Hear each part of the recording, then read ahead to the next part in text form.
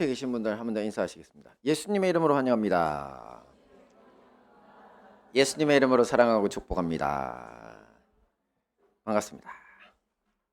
네, 오늘 말씀은 창세기 26장 24, 25절 두 절입니다. 우리 다 함께 보겠습니다. 시작. 그 밤에 여호와께서 그에게 나타나 이르시되 나는 내 아비 아브라함의 하나님이니 두려워 말라. 내 종 아브라함을 위하여 내가 너와 함께 있어 내게 복을 주어 내 자손으로 번성케 하리라 하신지라. 이삭이 그곳에 단을 쌓아 여호와의 이름을 부르고 거기 장막을 쳤더니 그 종들이 거기서도 우물을 팠더라. 아멘. 네, 잠시만요. 최집사님.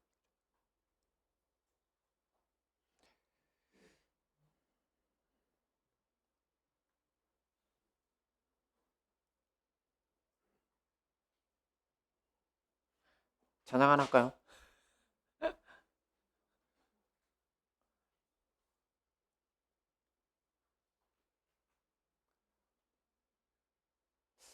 이게 점검을 해도 또 이렇네요. 제가 항상 아침에 와가지고 이렇게 한번 딱 눌러보는데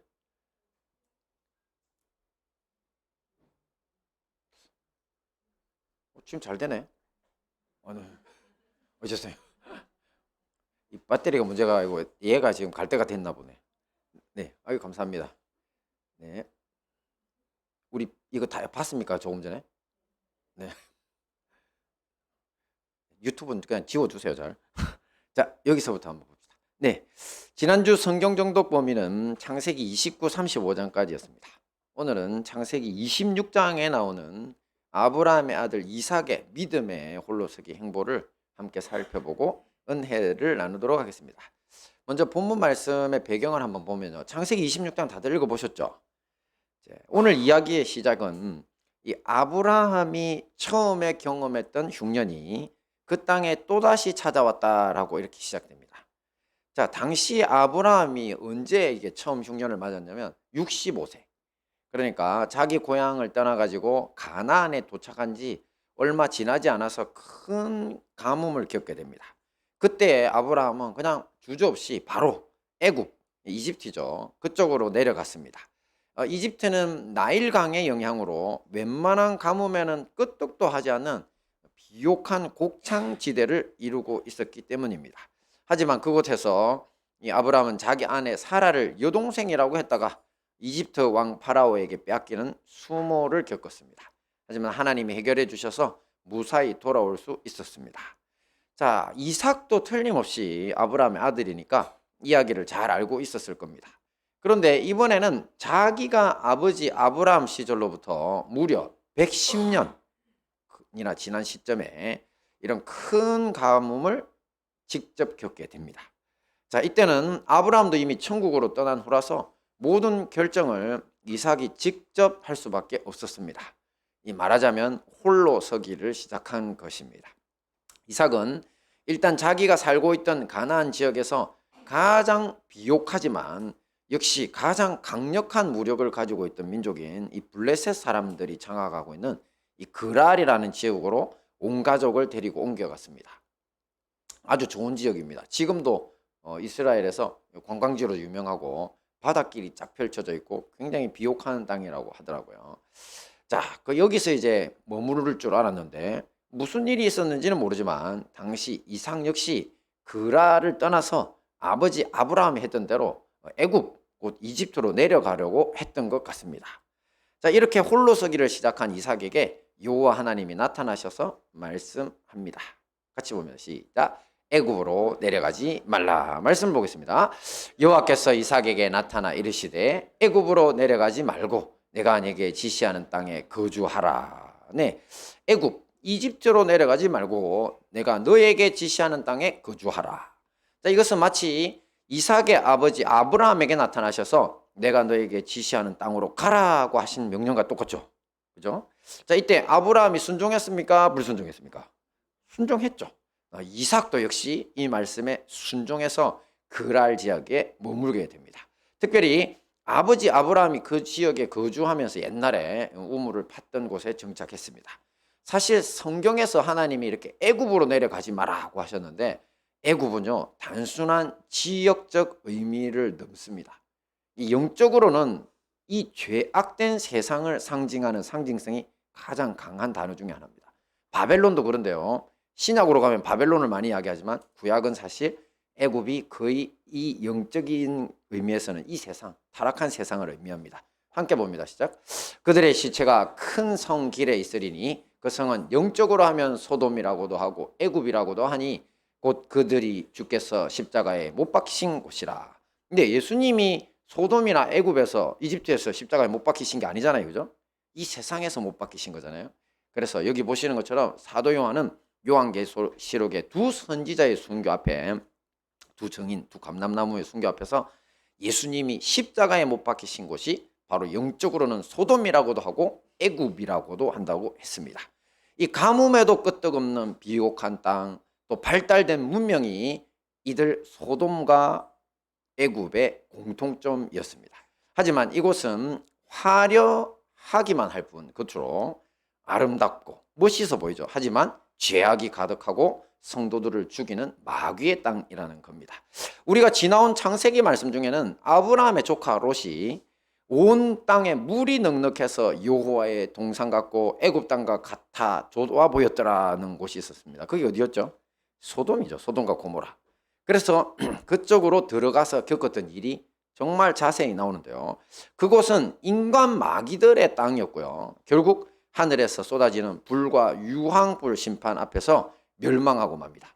이 롯도, 의인이었던 롯도 그 식구와 함께 하나님의 은혜로 겨우 목숨만 건져 나왔습니다. 모든 소유물을 다 잃어버리고 또 거기에다가 이 소돔과 고모라에 이 미련이 남았던 이 롯의 아내, 도대체 무슨 미련이 남았는지 모르겠어요.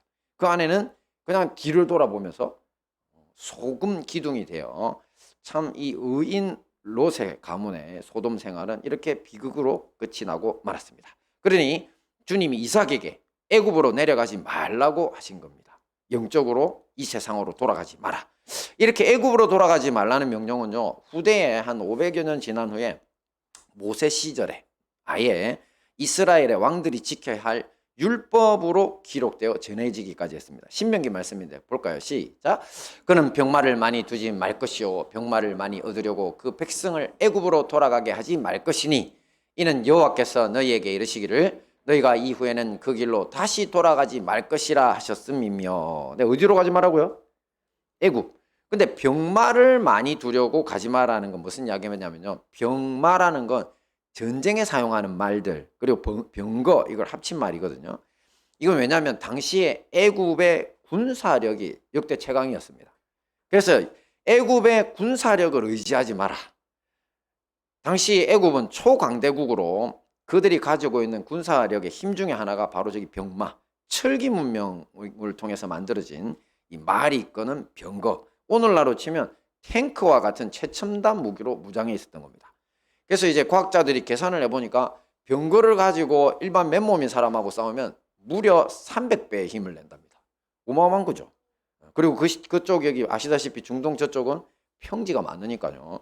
그래서 그런 것을 의지하려고 애굽으로 돌아가지 마라. 자, 그러니 총체적으로 볼 때 애굽으로 돌아가지 말라는 말씀은 그들이 가진 풍요로운 환경에서 오는 부유함과 방탕한 삶 부러워하거나 아니면 그들이 가진 권력을 의지하지 말고 오직 여호와 하나님만을 의지하라는 명령인 것입니다. 자, 이후에 성경 역사를 보면요, 이스라엘 왕조는 이 말씀을 들었을까요? 안 들었을까요? 듣지 않았습니다. 애굽을 가까이 하기 시작하고 그들과 동맹합니다. 그러면서 결국 망국, 나라가 망하는 길로 접어들고 마지막에는 바벨론에 의해서 이스라엘도 망하고 애굽도 함께 망하는 결과를 보게 됩니다. 우리도 마찬가지입니다. 이 화려하고 풍요로운 세상, 이 말초신경을 자극하는 온갖 보고 듣고 즐길 거리로 가득 찬 지금 이 세상이 어느 곳 할 것 없이 오늘날의 소돔이요 애굽인 줄을 아셔야 합니다. 혹시나 우리 중에 믿음의 길에 접어들었음에도 불구하고 그 향락의 세월을 그리워한다거나 또 이만큼 벌고 가졌으니까 이제 즐겨야지 하는 분들이 있다면 그것은 애굽으로 돌아갈 생각을 하고 있는 것입니다. 그곳에는 행복이 없습니다. 불행과 죽음만이 기다릴 뿐 우리가 갈 곳이 아니라는 사실을 명심해야 할 것입니다. 자, 두 번째 봅니다. 시작. 두려워 말라. 네, 홀로 서기를 시작한 이삭에게 주님이 주시는 두 번째 교훈은요, 두려워 말라는 겁니다. 이삭은 그 그랄 땅에 살면서 그곳 사람들이 리브가에 대해서 물어보자 자기 여동생이라고 했습니다. 어디서 많이 듣던 소리죠, 그죠? 자기 아버지도 그랬잖아요, 그죠? 자기 아버지도 아내 사라, 자기 엄마 사라가 누구냐고 물으니까 여동생이라고 했거든요. 자, 왜 그랬냐면 이 옛날에는 이제 그 치안이 확립된 사회가 아니니까 아내가 너무 예쁘면 남편을 죽이고 뺏어가는 일도 있었던 거죠. 그러니까 자기가 죽을까봐 두려웠기 때문이라고 본인 입으로 이야기하거든요. 자, 그래서 사람들은 이렇게 아버지 아브라함이 사용했던 방법을 자식도 쓴다고 뭐라 부른다? 부전자전. 네, 그렇게 부전자전이라고 욕을 합니다. 자, 다행히 그때 그랄 왕 아비멜렉이 이 사실을 미리 알아서 자기 백성들에게 이삭이나 그의 아내를 범하는 자는 죽일 거라고 명령을 내려가지고 아브라함 때 겪었던 고초는 다시 겪지 않았습니다.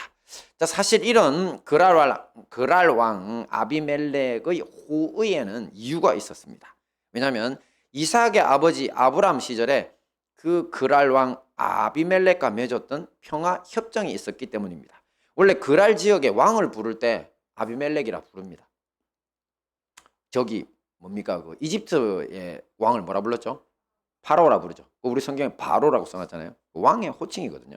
자, 그래서 이 부분은 결론에서 좀 더 자세히 살펴보도록 할 건데요. 뭐 어쨌든 당시 이삭이 그랄로 갔을 때 아브라함은 이미 천국으로 떠난 상태였지만 이 선대 왕으로부터 이 소식을 전해 들었던 자기들끼리 약속을 했던 그걸 알아들었던 이 후대의 아비멜렉이 이것을 기억했던 것으로 보입니다. 그래서 이삭을 보호해 준 거죠. 자기들 선조들 사이에 그 약속이 있었으니까.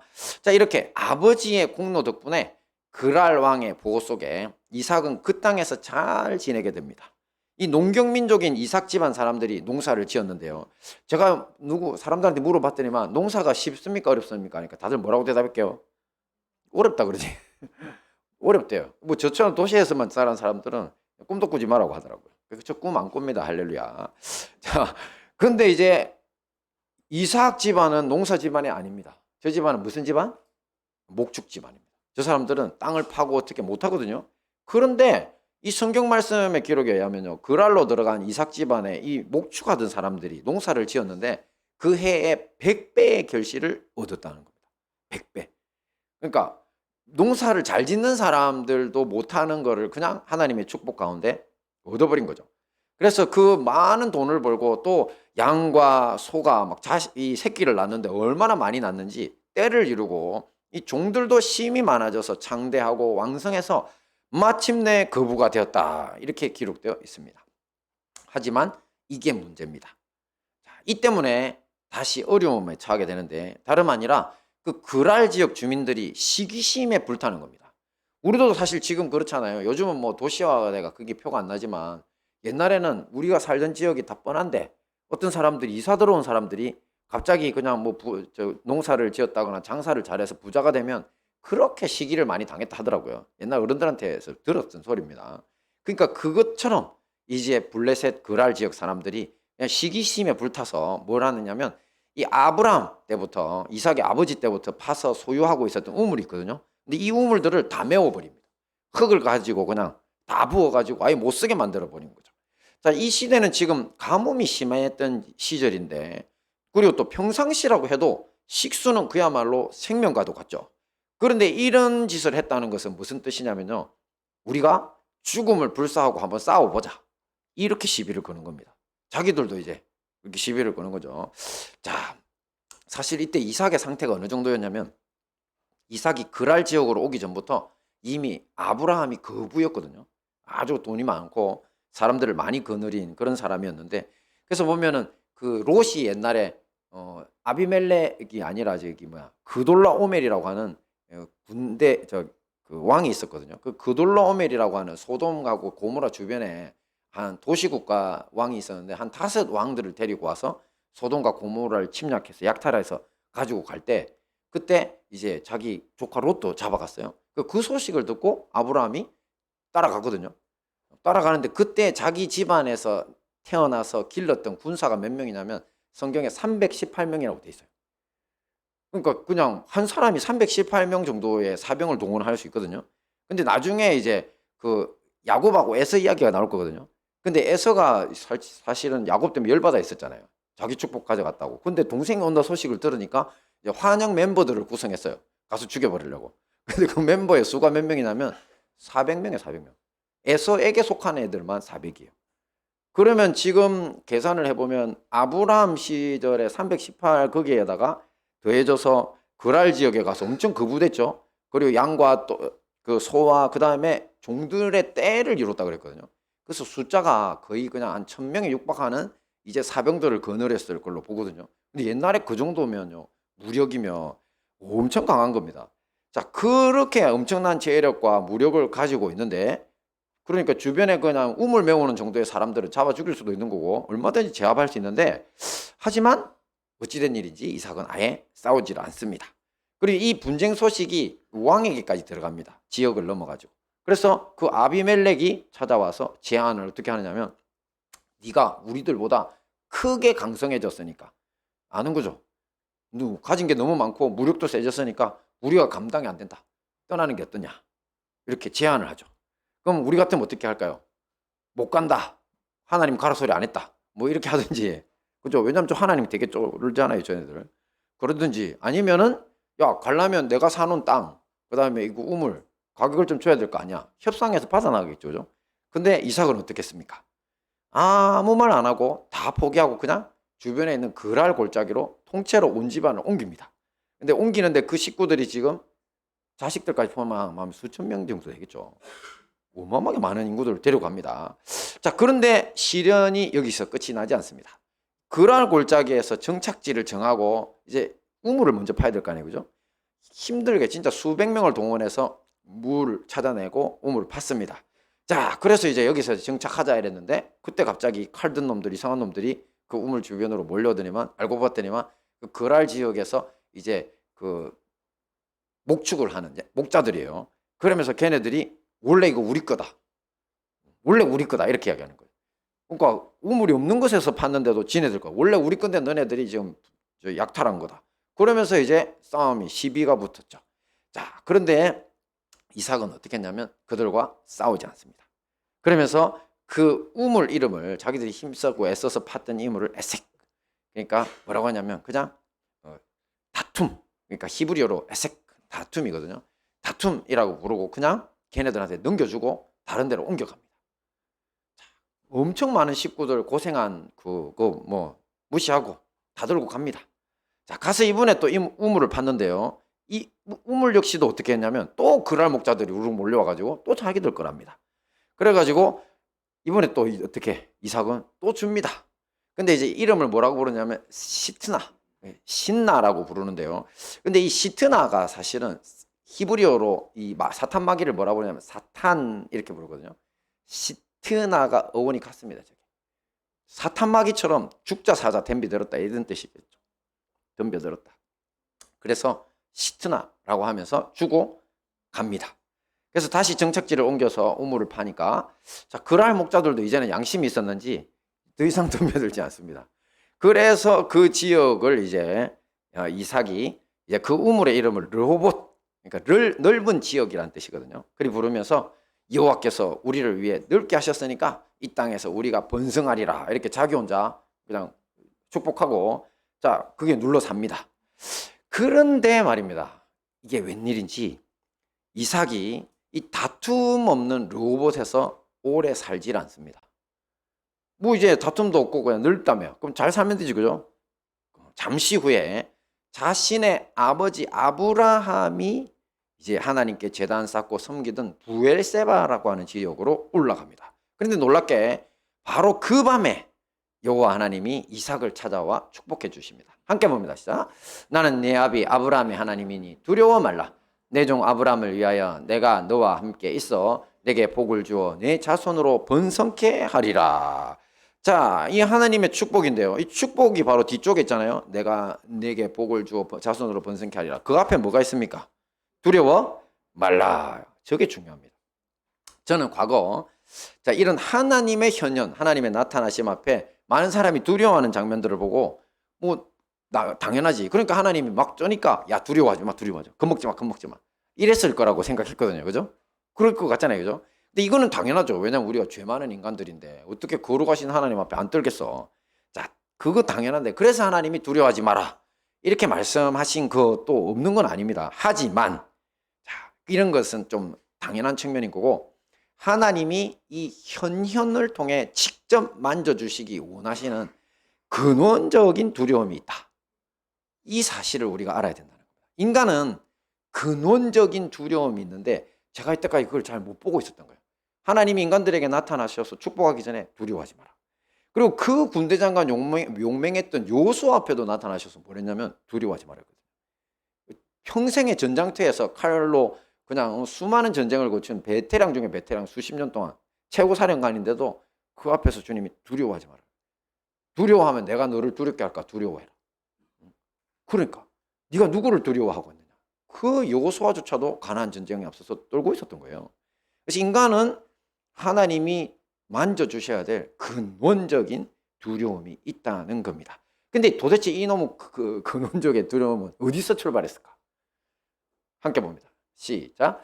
이르되 내가 동산에서 하나님의 소리를 듣고 내가 버섯섬으로 두려워하여 숨었나이다. 보시오. 지금 보시는 것처럼 성경에 나오는 최초의 두려움입니다. 태초의 인류 아담과 하와가 선악과를 먹고 범죄한 후 느낀 최초의 감정 중 하나가 바로 버섯음으로 두려워하였죠. 버섯다는 건 무슨 심? 수치심. 두려워는 두려움이죠. 두려움의 감정이에요. 두 개가 있는 거예요. 그러니까 우리 인간은 제가 그 말씀을 한번 드렸죠. 왜 우리가 영이신 하나님이 떠나간 자리에 우리가 짐승이 되지 않았냐면 우리가 뭐가 있기 때문이다? 수치심이 있어서 그래요. 우리가 도덕적인 인간이 될 수 있는 이유가 부끄러워할 줄 알아서 그래요. 여러분 죄를 지었는데 내가 부끄럽지 않으면 어떻게 되는 줄 압니까? 우리는 벌써 마귀화 됐다는 거 아시면 됩니다. 짐승화된 거예요. 짐승은 부끄러움을 모릅니다. 그래서 하나님이 우리가 완전 짐승으로 타락하지 않게 하시려고 우리 마음 한켠에 남겨두신 기능이에요. 우리 혼에 남겨두신 기능이죠. 그래서 여러분 자기가 못된 짓 하면서도 내가 부끄러움을 못 느낀다? 그럼 어떻게 생각하라고요? 내가 짐승이 돼가는구나 이렇게 생각하시면 됩니다. 무서운 이야기죠. 그러니까 그것 하나. 그 다음에 그런데 두려움이라고 하는 거는요. 이제 그거보다 훨씬 깊은 감정입니다. 두려움. 두려워서 숨었다. 왜? 하나님의 영이 떠나시고 나면 인간은 어떻게 됩니까? 이제 삽니까 죽습니까? 죽죠. 그것이 근본 이유입니다. 사탄 마귀가 우리 인류에게 있어서 사망의 권세를 가졌다 말할 때 사실은 사탄 마귀는 우리를 죽일 수 있는 권세가 없다고 그랬죠. 사탄 마귀가 우리를 죽일 수 있는 권세가 있으면 온 인류를 다 죽여버리지. 왜 살려나? 안 그래요? 그럼 다 예수 못 믿을 거 아니야. 다 같이 지옥 가면 되지. 그게 아니고요. 인간이 이제 죽음이라고 하는 것이 기다리고 있으면서 두려움에 떨기 시작하면서 마귀가 이것을 가지고 조종할 수 있게 됐다는 뜻인 겁니다. 자, 그래서 인간은 하나님의 영이 떠난 뒤에 이제 곧 있을 죽음, 형벌, 그것이 늘 두렵습니다. 그래서 그것을 본능적으로 알고 우리가 태어나는데 우리 육신인 육체가 어떤 두려움을 안고 살아가냐면요.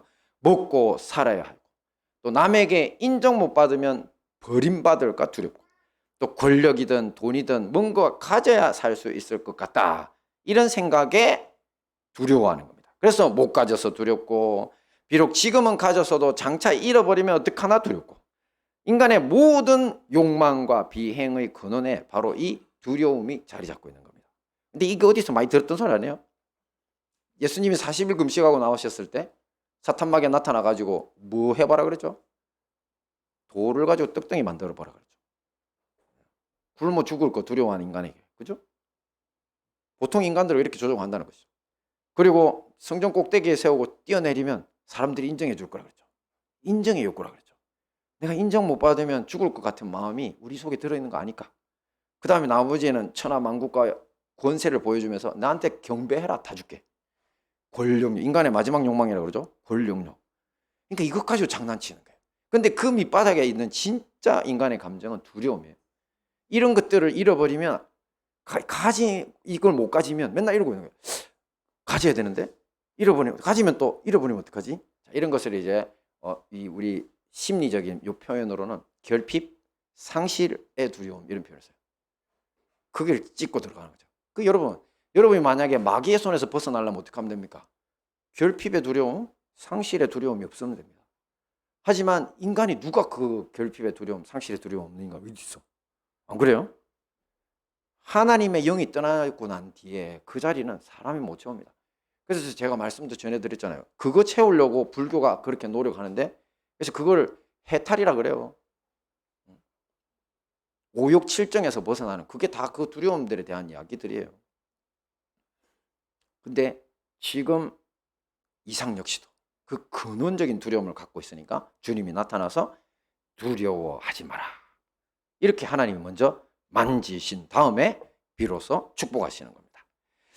자, 사실 이 부분에 있어서 많은 사람들이 앞에서 우리 봤던 것처럼 이삭이 그랄 골짜기에서 다투지 않고 그냥 주고 다 떠나잖아요. 그죠? 그걸 지금까지는 뭐라고 이야기했습니까? 이삭은 평화주의자다. 우리도 이삭처럼 남들하고 안 싸우고 살아야 된다. 그리스도인들은 막 이러면서 칭찬했었거든요. 근데 이게 틀렸던 겁니다. 만약에 하나님이 이걸 칭찬해 줄 일 같으면요, 우리 하나님은 딱 아브라함을 열심히 읽어보면요, 그 아브라함 앞에 아버지, 이삭의 아버지 돼 있는데 칭찬 받을 일만 있으면 바로 찾아오십니다. 그게 하나님 특징이에요. 그래서 우리도 보면은 어떤 시련이나 어려움을 이기고 나면 하나님 바로 축복합니다. 그래서 여러분, 고난 많이 당하던 사람이요, 하나님 앞에 내가 시련을 믿음으로 이기고 나면요, 바로 물질로 축복해 주시든 뭐 자식으로 축복하든 아니면 사회에서 뭔가 지위로 축복하든 희한하게 축복하십니다. 그게 있거든요. 그런데 이삭이 했던 그 하나하나 포기하고 올 때마다 하나님 한 번도 안 나타나셨어요. 그리고 마지막에 르호봇에서 여호와께서 우리를 위하여 넓게 하셨으니까 이 땅에서 번성하리라 했는데도 하나님 감감무소식이었어요. 그러니까 이것은 믿음의 행동이 아니었던 겁니다. 평화주의라고 축복하고 평화주의자라고 칭찬할 일이 아니다? 아니라는 거예요. 그런데 사실 저는 계속 저도 이렇게 생각했거든요. 왜냐하면 어릴 때부터 우리 목사님들이, 선배 목사님들이, 그러니까 내가 여러분들 같은 아기 때부터 내가 교회를 다녔으니까 맨날 이거 축복을 이렇게 이야기를 하니까 나도 세팅이 돼가지고 이번에 이 말씀을 준비하면서 진도가 안 나가는 거예요. 진도가. 그렇게 기도하면서 준비하는데 진도가 안 나와. 계속 마음속에서 뭔가 부딪힘이 있어요. 이거 아닌데.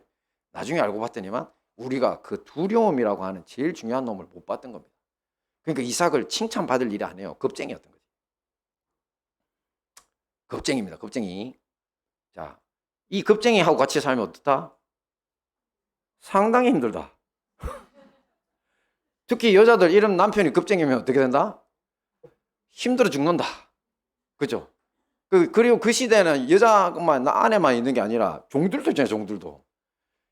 진짜 우리 경상도 표현으로 쎄 빠지게 말이야. 그냥 뼈골이 빠지도록 그 우물 하나 파는데요, 진짜 한 수백 명도 온댄대요. 저 동네는. 그리 쉽지 않대요. 물 근원도 찾아야 되지, 땅도 대공사해야 되지. 실컷 파놨더니만 이제 싸고 자는 놈들인데 우리 힘도 있잖아. 뭐 이런 것들이 있나 제압하면 되는데 경상도 표현은 반죽해 놓을 텐데. 근데 뭐라는 게 아니라 자기 대장이 이 나라 가자 그래. 그래, 처음에 무슨 뜻이 있겠지 싶어서 가서 또 한 번 더 고생했는데 이번에도 또 주는 거예요. 그죠? 열받죠. 이게 3번이나 된 거 아니에요. 사실은 그랄 땅에서 자기들 해놓은 것도 다 버리고 온 거 아니에요. 그리고 이제 4번째 이제 르호봇에서 정착했는데 뭐가 좋겠어요. 실컷 고생만 하지. 그러니까 저는 그런 리더 안 따라갈 겁니다, 여러분. 그죠? 겁쟁이 리더 따라가면 안 됩니다, 여러분. 그렇다고 뭐 돈도 없는데 맨날 뭐 그 교회 사자 뭐 짓자 그런 리더도 따라가면 안 되죠, 여러분. 그거는 자기 영광이지. 그게 뭐 하는 짓이에요. 저는 절대 그런 짓 안 합니다. 이거 선포했습니다. 어떤 리더 따라가시면 되냐면요, 예수님 닮은 사랑이 많은 리더 따라가야 됩니다. 그리고 예수님 닮은 사랑이 많은 리더라는 증거가 두려움이 없다는 겁니다. 왜 두려움이 없는 줄 아세요? 예수님 닮아서 사랑이 충만하면 늘 하나님께 묻고 답이 있기 때문에 별로 두려울 거 없어요. 어떤 일을 처리해야 될 때 이거 할까 말까 고민 안 합니다. 기도하면 사랑의 하나님 알려주시거든요. 그래서 우리의 삶에 두려움 없이 사는 유일한 방법은 사랑으로 나를 채우고 주님께 묻는 겁니다. 그래서 자꾸 사람들한테 목숨 걸지 마세요, 여러분. 사람들 인정받으려고 하지 마세요. 제가 맨날 이야기하지만 저는 여러분들에게 교회에서 일하시는 거 축복하고 칭찬도 많이 합니다. 하지만 그거 들으려고 교회 다니는 거죠. 진짜 불쌍한 인생입니다. 불쌍한 인생. 하나님께 사랑받고 하나님께 축복받아야지 왜 그렇게 사람들한테 목을 매는지 모르겠어요. 하지 마세요. 하지 마세요. 지금 이삭 역시도 뭔가 고장이 나 있었던 거예요. 자, 그래서 이제 이 부엘세바로 올라갔으면 어떻게 됐을까? 처음부터 이삭 골짜기 헤매지 않고 그걸 뭐라고 부릅니까? 정답이라고 부르는 거죠. 정답입니다, 여러분. 좀 이따가 야곱도 나올 텐데 야곱도 어디로 갔어야 됐습니까? 세겜 들판에 가서 자식 강간당하고 온갖 더러운 짓들 다 보고 살았죠. 미쳐버릴 뻔했죠, 야곱도. 진짜. 근데 그 야곱에게 하나님 어디로 올라가 그랬습니까? 베델에 올라오라 그랬죠. 베델. 처음에 하나님 만나주셨던 베델로 올라와라. 그리고 처음에 바다나람에서 불렀을 때도 베델로 부르셨는데 안 간 거예요. 세겜 땅 좋다고 앉아 있었던 거지. 꼭 세겜 땅이나 르호봇이나 넓은 평야잖아요. 그죠? 똑같아요. 진짜 희한하게 자식들이 아버지의 잘못을 따라갑니다. 놀라운 일입니다. 아들들. 딸들을 잘 모르겠네. 성경을 보면 놀랍게 부전자전 자꾸 나옵니다. 그런데 하나님은 부엘세바에 올라왔을 때 축복합니다. 근데 이 부엘세바라는 땅이 어느 곳이냐면 바로 이삭의 아버지 아브라함이 평생 자기가 갖고 왔던 그 아내 때문에 죽을 것 같은 그 이상한 두려움 있잖아요. 그 두려움에서 벗어난 땅입니다. 여기가 부엘세바가. 자, 이 부분에 대해서 잠시 한번 살펴보면 이거 굉장히 중요한 이야기인데요. 왜냐하면 자 99세의 아브라함이 자 어땠냐면 하나님 앞에 100살의 자식을 준다 그 약속 딱 받았을 때거든요. 그러면서 이름도 야 너 원래 아브라함인데 아브라함은 한 집안의 아버지라는 뜻입니다. 근데 아브라함 되면 열국의 아버지, 온 세상의 아버지가 되어버리거든요. 급이 달라요. 그러니까 그 급이 다른 사람이라는 거 하나님이 이름을 계명해 주셨고 앞으로 진짜 네가 장차 만민의 아버지가 될 거라는 약속의 말씀까지 아들 이삭도 태어날 거고 이름까지 지어주셨어요. 제가 지난주에 말했죠. 하도 이제 아브라함도 말도 아니야 웃고 사라도 웃고 하니까 애 이름은 그럼 뭐로 해라? 웃음으로 해라. 누가 웃었잖아. 이삭으로 해라. 걔 볼 때마다 야 우리가 웃었는데 진짜 하나님 이루시네. 이렇게 신앙 고백이 되니까. 그죠? 자 그런 상태였는데 아직 자식이 안 태어났지만 이 상태에서 지금 이삭이 떠나왔던 그랄 지역으로 들어갔습니다. 그때 바로 뭐라고 했습니까? 자기 아내를 여동생이다 속여가지고 그랄 왕 아비멜렉에게 뺏기게 되죠. 자 이게 말이나 됩니까? 그죠? 그때도 바로 이놈의 두려움이 문제였던 겁니다. 지난번 보신 것처럼 아비멜렉이 야 내가 너 때문에 여호와 하나님 앞에 큰 죄를 져서 죽을 뻔했잖아. 엄청 화가 났습니다. 왜? 하나님이 그날 밤에 나타나셔가지고 너뿐만 아니라 너한테 속한 자는 다 죽을 줄 알았다 그랬거든요. 다 죽여버리겠다고. 왜 그러냐니까 왜 남의 아내를 데려갔냐 네가. 그래서 아내이라 아니고 여동생이라고 해서 데려왔다니까. 내가 그거를 알고 죄 못 짓도록 막으려고 왔으니까 당장 돌려보내라. 그래 밤에 꿈에서 깨고 벌벌 떱니다. 그죠? 그리고 진짜 아브라함을 불러갖고 물으니까 자기 여동생이라고 한 건 뭐라 그랬죠? 이복누이 동생이라서 그렇게 거짓말한 거고 사실은 죽을까봐 두려웠다. 하나님 말씀이 맞았던 거죠. 그래서 아비멜렉이 너 때문에 죽을 뻔했잖아 하고 열받아 있었거든요. 그죠? 자 그런데 이제 그래가지고 아비멜렉이 보냈죠. 그랄 땅에서. 그때 그랄 땅에서 나올 때 이 아브라함이 바로 어디로 갔냐면 바로 부엘세바라는 데 간 겁니다. 그래서 거기에서 정착해서 살았거든요. 근데 이제 이삭이 태어나고 그러니까 약 1년 후에 갑자기 이번에는 이 아비멜렉이 부엘세바에 있는 아브라함을 찾아옵니다. 자, 뭐 때문에 찾아왔을까요? 자기가 찾아와서 두려움을 호소합니다.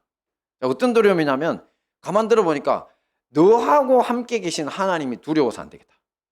네가 가는 곳마다 너와 동행하시고 복을 주는 거 보니까 네가 이대로 창성해지면 틀림없이 내가 죽을 것 같다. 니네들 백성들한테. 그러니까 우리가 맹세하자. 그래서 너는 나와 내 자손들을 해치지 않겠다고 약속해달라. 두려워서 온 거예요 진짜로. 자 그래서 그냥 그 자리에서 아비멜렉하고 그 언약식을 해버립니다. 근데 그 언약식이 바로 뭐냐면 이 우물 곁에서 했거든요. 그래서 그 부엘세바라고 할 때 부엘은 맹세고 세바가 우물이거든요. 그래서 이런 언약식을 한 우물이다라는 뜻이거든요. 그래서 이제 잔치 벌리고 그냥 이제 서로 축복해주고 떠났습니다. 자, 그런데 이 사건이 사실은 아브라함에게 어마어마한 충격을 준 겁니다. 자기가 볼 때 블레셋 민족은 어떤 민족이죠? 조금 말씀드린 것처럼 가나안 7족속 안에 안 들어가거든요. 근데 가나안은 여러분 알다시피 골리앗이 나올 만큼 막강한 민족이잖아요. 근데 걔네들이 차지하고 있던 제일 좋은 땅을 바닷길 그 길을 다 차지한 애들이에요. 그러니까 블레셋 애들이 끝까지 괴롭히거든요, 이스라엘을. 그러니까 무력이 제일 강하고 막강한, 그리고 그곳의 왕이에요. 그랄의 왕. 그 왕이 자기한테 찾아와서 너와 함께 하시는 하나님 때문에 무서워서 못 살겠다. 네가 창대해지면 내가 죽임 당할 것 같아서 두려워서 왔다. 그죠? 이제서야 아브라함의 머리가 깨진 겁니다. 그 마음이 깨진 거죠. 두려움에서 벗어난 겁니다. 자, 그것을 어떻게 알 수 있냐면 함께 봅니다. 시작. 아브라함은 브엘세바에 에셀나무를 심고 거기서 영생하시는 여호와의 이름을 불렀으며 그가 블레셋 사람의 땅에서 여러 날을 지냈더라. 저게 그 증거입니다. 아브라함이 이제 죽음이라는 두려움에서 벗어났어요. 왜냐하면 저기 나오는 에셀나무가 뭔 줄 압니까? 별명 영생수입니다. 영생수. 그리고 하나님을 부를 때 이때까지 한 번도 저렇게 불러본 적이 없는데 그제서야 영생하시는 하나님이라 부르죠. 영생수인 이유가 뭐냐면요, 에셀나무는 사막 한가운데 있는데 다른 나무는 다 죽는데 걔만 안 죽어. 이유는 뭐냐면 뿌리가 100m도 내려갑니다. 저 밑에 지하수 있는 데까지 무슨 수들을 써서 뚫고 내려가가지고 지하수에다 발을 갖다 딱 얹습니다. 뿌리를. 그러면 그 뿌리가 지하수에 닿아 있으니까 위가 아무리 뜨거워도 살 수 있습니까? 못 삽니까? 끝까지 사는 거지. 그래서 사람들이 볼 때 아무것도 못 사는데 에셀나무만 살아있네. 쟤 아직도 살아있네. 그래서 쟤는 안 죽나 보다 해서 영생수입니다. 영생수. 근데 저 나무를 우물 옆에 심었어요. 우물 옆에 심을 이유가 없는 나무죠. 그죠? 그러면서 하나님의 이름을 뭐라고 불렀다고요? 영생하시는 하나님이라고 불렀죠. 그죠? 그러니 이것이 바로 뭐냐면 자기는 이제 더 이상 저 영생하시는 하나님 덕분에 죽을 일이 없구나. 죽음의 공포에서 완전히 벗어난 겁니다. 이 깨달음으로 아브라함은 20년 후에, 근데 여러분 깨달았다고 다 되는 거 아닌데 우리 하나님이 그 깨달았는지 한번 봐야 된다. 그걸 뭐라고 하냐면 시험이라고 합니다. 테스트라고 그러거든요. 네가 20년 동안에 이 깨달음을 가지고 정말 어떻게 죽음의 두려움에서 벗어난 생명을 가진 사람으로 살았는지 하나님이 시험을 하십니다. 그 시험이 뭡니까? 모리아 산에서 이삭을 번제로 드리라 합니다. 근데 그때 어떻게 했죠? 번제로 드리려겠죠. 왜? 죽은 자 가운데서도 살려주실 줄을 믿고. 할렐루야. 20년 동안 그 부활의 믿음은 이루어진 겁니다. 이삭 역시 마찬가지입니다. 이삭도 부엘세바에서 자기가 섬기는 하나님이 어떤 하나님이신지를 자기 아버지 아브라함과 같은 경험을 합니다. 조금 다른 점이 있다면 자신의 노력과 경험뿐만 아니라 노력했습니다. 이 사람도 기도하는 사람입니다. 그리고 자기 아버지 아브라함이 만들어둔 믿음의 경로를 따라온 겁니다. 아버지가 제단 쌓고 늘 기도했고 하나님 만나는 것 보고 자기도 그런 진짜 선지자가 된 거거든요. 그러면서 두려움에서 벗어났습니다. 사실 지난 시절을 한번 돌아보면 약 20세의 이삭은 아브라함 덕분에 모리아산에서 부활의 믿음에 함께 참여했다 그랬죠. 그런데 이 믿음은 자기가 산전수전 다 겪으며 얻은 것이라기보다는 누구 덕분에, 그렇죠, 아버지 아브라함 덕분에. 그러니까 이때는 사실은 하나님을 절대적으로 신뢰했다기보다는 우리 아버지를 너무 신뢰한 거야. 그래서 너 하나님 죽은 사람 자 중에서 너 살릴 거야, 괜찮아 했는데 믿어버려요. 그죠? 이거 여러분 생각보다 중요한 믿음입니다. 왜냐하면 사도 바울이 우리에게 믿음의 기준을 세워줄 때 이렇게 이야기했거든요. 너희들 예수님 본받아라 이렇게 이야기하면서 토를 하나 더 달았습니다. 각주를 어떻게 달았는 줄 아십니까? 내가 예수님을 본받은 것처럼 너희는 나를 본받아라. 그러니까 나라고 하는 모델을 거쳐서 예수님께 가는 거야. 나는 어떤 모델이냐면 나는 중매쟁이야. 나는 너희들을 예수님과 매칭해 주는 사람이거든. 그러니까 내가 그 매치메이커로서의 역할인데 그러려면 너희들이 나를 본받아야 돼. 이렇게. 그래서 이렇게 사실은 이삭에게서 오늘날 우리 성도들의 모습을 보는 거죠. 아브라함을 그만큼 우리 목사님이나 아니면 뭐 우리 저기 믿음의 선배들, 우리 권사님이나 집사님들 중에 좋은 믿음의 선배가 진짜 저 사람 하나님의 사람이잖아. 믿는 거죠. 어디까지 죽음까지도 불사하면서 예수님 따르는 거 보고 진짜 하나님 계시구나. 나도 저렇게 살아야 되겠다. 이걸 이삭이 해는 거죠. 이런 모습으로. 그죠? 하지만 사실은 그 당시는 아브라함에 대한 신뢰지 하나님에 대해서는 뭔가 부족하죠. 그러니까 바로 그 부족함이 아버지가 천국 떠나니까 표가 나는 거죠. 그죠? 그러니까 갑자기 불안해지는 거죠. 그래서 그랄 땅 들어가면서 일단 제일 먼저 뭐 해본다? 아버지가 가르쳐 줬는지 안 가르치는지 모르겠지만 아버지 하던 방식 한번 써보는 거지. 내 누이 동생입니다. 이렇게. 그죠? 그리고 또 충분한 재산, 재력, 뭐 세력 다 있는데도 부당한 침범에 대항도 못해. 큰일 날 것 같아. 그죠? 이 식솔들 고생시키고. 그러니까 좀 그렇죠. 하지만 그래도 이삭에게는 뭐가 있었냐면 바로 아버지 아브라함에게 배운 순종의 믿음이 있었고 또 기도하면서 제단을 쌓는 예배의 사람이었다는 것이 중요합니다. 이런 순종과 예배하는 사람이었기 때문에 자기가 최종적으로 머물러야 할 곳이 어딘 줄을 결국 알아내게 된 겁니다. 그곳이 바로 아버지 아브라함이 영생하시는 하나님을 깨닫고 두려움을 완전히 떨쳐낸 부엘세바였던 거죠. 이 부엘세바에서 하나님을 만나 축복을 받자마자 이삭에게 어떤 일이 일어난 줄 압니까? 이번에도 또 어떤 사람이 한 명 나타나가지고 두려움을 호소합니다. 그 사람이 누구게요? 아비멜렉. 자기 선대, 그러니까 아버지로부터 한 80여 년 전에 그 선대 왕이 아브라함을 찾아와서 말했던 것처럼 똑같이 말합니다. 너와 함께 계신 하나님이 두려워서 안 되겠다. 우리와 맹세하자. 너는 나와 내 자손들을 해치지 않겠다고 약속해다오. 똑같은 이야기를 합니다. 자, 그리고 이삭 역시 아브라함처럼 성대한 잔치를 베풀고 언약식 마치고 빠이빠이 해줍니다. 아비멜렉을 떠나보내는 거죠. 할렐루야. 두려움을 완전히 진짜 아버지 따라서 완전히 이 믿음의 길로 튼튼하게 진행하면 비록 약간 어그러짐이 있다 할지라도 부족함이 있다 할지라도 반드시 이루어지는 것을 이삭이라는 모델을 통해서 우리가 정확하게 알 수 있는 겁니다. 자, 우리 역시 마찬가지입니다. 지난 2000년 세월 우리 믿음의 열조들이 지나온 환난과 눈물과 순교의 세월에 비하면요 우리 믿음의 수준은 철부지. 여러분들 잘 믿는다고 하지만 철부지. 겁쟁이. 뭐 지금 갖고 있는 거 이거 뺏기면 어떻게 하는가 싶어가지고 벌벌 떠는 그런 사람들 있잖아요. 그리고 어린 나이에 지나지 않습니다. 하나님에 대해서 아는 게 하나도 없어. 그러니까 예수님이 십자가에 못 박히셔서 나를 위해 죽으셨다 그거밖에 몰라. 맞죠? 근데 그것도 이론이야. 그것도 자기가 진짜 예수님의 그 그 능력, 그 날 사랑하심에 진짜 깊이 들어가 본 적도 없어요. 그냥 머릿속만 아는 거지. 이런 수준밖에 우리는 안 됩니다. 하지만 우리 역시 살 길이 있습니다. 어떤 길? 바로 믿음의 열조들의 지나온 길을 따라서 이삭처럼 순종하는 사람이 되고 기도하면서 제단을 쌓는 예배 사람이 되면 되는 겁니다. 반드시 주님께서 이 모든 근원적인 두려움을 이겨내고 승리케 하실 줄 믿습니다. 말씀을 정리하겠습니다. 아브라함이 천국으로 떠나가고 이제 홀로 서야 하는 이삭에게 여호와 하나님이 주신 두 가지 명령 뭐였습니까? 첫째, 어디 가지 마라? 애굽으로 가지 마라. 둘째, 두려워 말라. 자, 이 모든 말씀으로 두려움 없이 믿음의 열정에 주신 축복 위에 굳건히 서서 승리하시는 우리 행복한 다니엘 교회와 형제교회 성도님들 되시기를 축원합니다. 아멘. 우리도 함께 자리에서 일어나셔서 콜린송으로 주님 앞에 나가겠습니다.